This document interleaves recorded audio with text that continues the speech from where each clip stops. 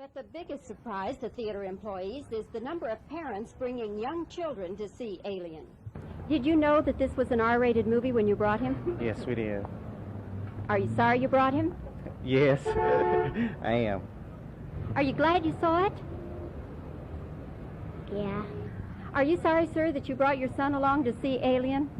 No, ma'am, I think he should have seen it. It's something that he needs to know, that things like that could happen in life. That could be a true story, based on, science. We never know what's going on the outside of the world. Did the movie scare you at all? Yes, ma'am, it did. Would you recommend to your little friends who are your age to go see it? No, I wouldn't. So how did we go from little golden book titles such as The Pokey Little Puppy and the Monster at the End of This Book to Buffy the Vampire Slayer, Alien, Mean Girls, Taylor Swift, and the Kelsey Brothers? What is happening to the little golden books, and why are so many titles catered to millennial and Gen X nostalgia, and should we be alarmed? What does this mean for children's literature? Well, in this video, I thought we'd look into the history of the Little Golden Books and the reasons why this long-standing children's publishing imprint has pivoted to marketing more to parents and nostalgia rather than original titles, as well as discuss how these titles illustrate a larger pattern of not having adequate or enough tween media, and thus kids lit has become more adult-centered while simultaneously kidified. And as a parent and lover of children's literature and who has quite a few little golden books, some dating back to 1971, not to brag, but I do have an original copy of Monster at the End of This Book, I think I can help answer some of these questions. And if you don't get anything else out of this video, I'll leave you with this: you don't need to buy new children's books. Used books are great, and even books that are 50 plus years old can be found in great condition. So without further ado, let's go. Part 1, The Little Golden Books. So the Little Golden Books publishing imprint was originally founded by Simon & Schuster and Western Publishing, who each used the imprint to publish children's books at an affordable price. According to their website, the books were sold at 25 cents each in 1942 when the original 12 titles were published, and they continued at that price point. In the 1970s and 80s, Little Golden Books were going for 69 to 89 cents. The Little Golden Books today still keep their low price promise, averaging around $4.99 per book. The idea of the books was that they weren't only going to be durable and accessible price-wise, they were going to be high quality with memorable illustrations to introduce a love of reading to children. Mary Reed, PhD and professor at the Teachers College in Columbia University, even served as the initial editor of the series. Some of the original titles are modern-day classics such as The Pokey Little Puppy, The Little Red Hen, and Three Little Kittens. Other books from the 1940s and 50s include Scuffy the Tugboat, Toodle, The Little Red Caboose, The Saggy Baggy Elephant, The Shy Little Kitten, and Tawny Scrawny Lion. And since their inception, the Little Golden Books have had partnerships with other famous children's authors and illustrators, such as Richard Scarry and Margaret Wise Brown, as well as collaborations with children's media and copyrighted characters. One of the first being Walt Disney's Mother Goose Tales with Mickey Mouse from the late 1940s. And in the 1970s and 80s, there was a lot of crossover with Jim Henson's Muppets, like I Can't Wait for Christmas with Big Bird, The Monster at the End of This Book with Grover, and Cookie Monster and the Cookie Tree. Winnie the Pooh was big as well, with a few little golden books being published about him, and even stories about Bugs Bunny were written, as you can see on the back cover of these vintage little golden books. Each copyrighted character has a little symbol of who their owner is, and one thing to notice is how Disney just subsumes most of these properties as time goes on, like the Muppets and Winnie the Pooh. Note, the Jim Henson Company still exists and is not owned by Disney. However, Disney did acquire the Muppets in 2004.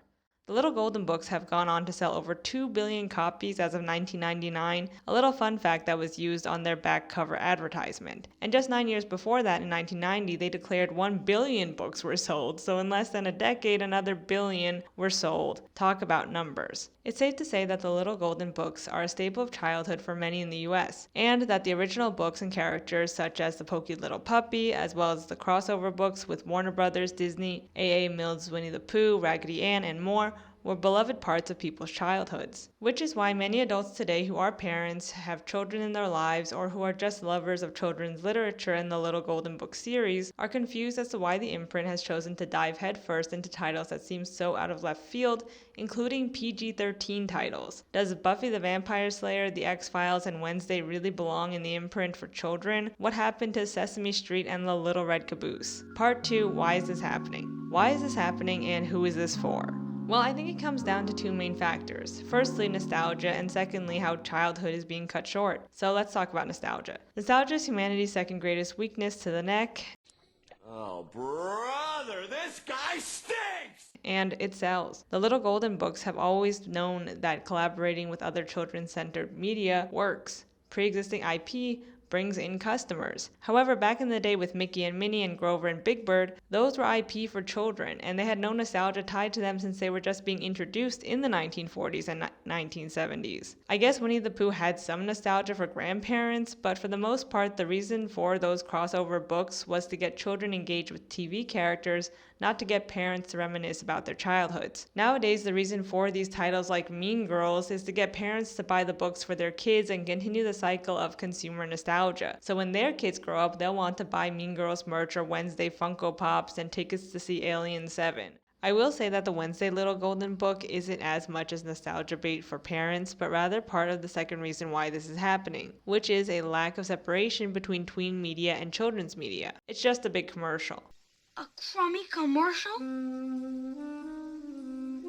Son of a bitch. Which I guess it always was. I mean, the back covers of Little Golden Books are just advertising space. But it feels weird now because a lot of the newer titles are geared towards adults and not kids. Like, are kids really that into the Kelsey brothers that they need their own book? I think the second reason for the kidification of millennial nostalgia stories is a little more complex and has to do with this long-standing pattern in modern-day society where there's not enough tween media. And because there's not adequate tween media and spaces for tweens ages 9 to 12, kids' childhoods are being cut short and they're left floating in this liminal space where they're not little kids anymore, but they're not teenagers either. But they still feel pressured to grow up because there's no safe place to escape to just be a tween. So now kids are being exposed to teen and young adult stories as children between the ages of 5 to 9, like the X-Files and Buffy the Vampire Slayer, because they're not going to have such a long childhood anyway. They're going to go from kid to teen as soon as they hit 10.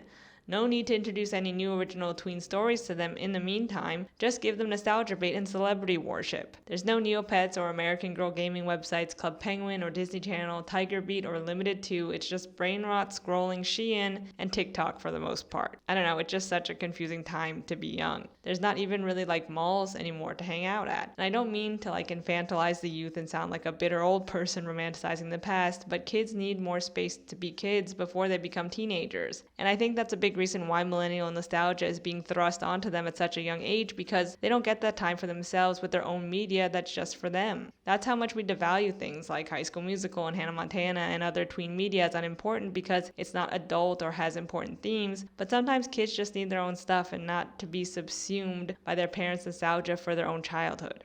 I feel like the parents who are buying their kid the Alien Little Golden Book are Gen X kids raised by boomers who took them to see R-rated movies as children because boomer parents just saw kids as little adults. And now these Gen X parents want to do that for their kid. But now that's looked down upon, so they're compensating for this with the ABC Alien book for kids. Or maybe parents are just really eager to share their childhood memories with their own kids, which is fine when the time comes. But I feel like there also needs to be a time for kids to just have kids stuff that doesn't need to be adapted for kids because it's already made for kids. And this also isn't to say that kids shouldn't be exposed to adult media at young ages in their tween years. That's part of life. Kids are going to discover adult media one day with or without their parents' help. But I'm just more of an advocate for letting kids have their own media and adults having their own media without needing to blend the two in order to sell more kids' books. But I don't know, if you want to show your 9-year-old kid Alien, I guess that's up to you. I know plenty of parents who have. I remember growing up and being called sheltered because I wasn't allowed to watch adult movies as a preteen,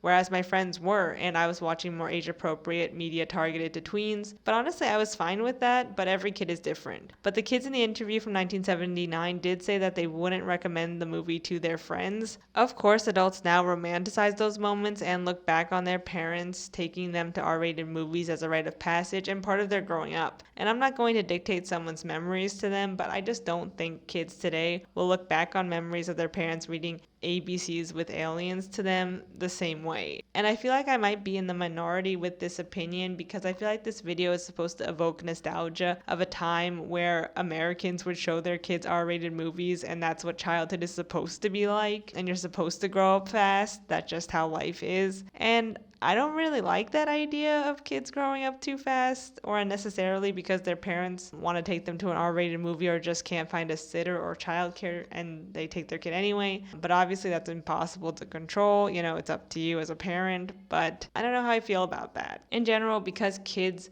are kids for a shorter amount of time, little golden books about Sesame Street characters have less longevity than a biography about a celebrity or PG-13 properties like Star Wars. In today's media landscape, kids don't get to be kids, and even though there are watered-down versions of PG-13 movies and shows for kids, which I guess is fine as an introduction to a work, can we also just have Kids Lit be for kids and Tween Lit be for tweens and not have it be for parents? Can we please just separate the Tween Lit from Children's Lit? PG-13 titles don't belong in the kids section, and tweens need their own novels that aren't about pre-existing shows and celebrities. Can't we extend childhood a bit longer so when kids learn to read on their own, the first thing they're reading isn't a biography about a famous person or a TV show their parents really loved growing up? And on that note, can we also bring back adult romance covers so they're not confused with YA novels? I feel like we've reached a point in the culture where media is constantly being sanitized and infantilized, even art and media for adults. I feel like we're reaching this point in nostalgia culture where that fine line in family entertainment, where things can be for kids, tweens, and parents, is becoming so blurred that it's either too adult or too kidified, and there's no in between, and it's aging everyone out. It's just a weird amalgamation of nostalgia and lack of transition between childhood and adolescence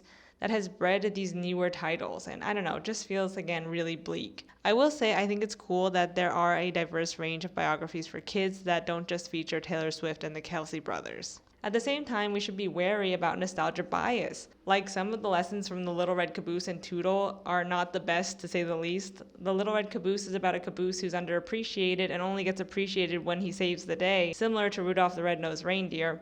Not to mention this Native American village that looks like something right out of Disney's Peter Pan. And then Toodle is about keeping on the tracks, staying on the tracks, don't deviate from orders, don't prance in the meadow, etc. I'm glad there's more diverse biographies out there too, like it's good for kids to be introduced to different walks of life other than the founding fathers like I was. But still, it would be nice to have stories that aren't based on shows or movies. And there are original Golden books out there still being published, but ever since it was acquired by Penguin Random House in 2001, there's been a very obvious shift in the kind of titles they want to publish, and they're mainly interested in repurposing IP, working with companies not for their artistic merit, but because they own IP. In the end, Disney, as it presently stands, is an IP holder, not an art studio. An IP holder that can lend out Star Wars, Pooh, and other characters to the Little Golden books for publishing and profit. Even the artistic merit of the Little Golden books has gone so downhill. In the books from the 1970s, you can see every brushstroke and pen stroke, and the text in the monster at the end of this book was clearly inked by hand. It's just something you can't or don't see today or get the same vibe from working with digital art.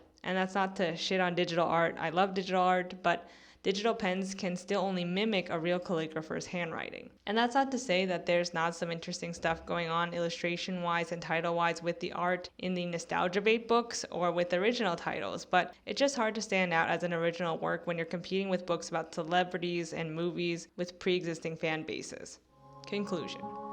So to conclude, I suggest buying second-hand books.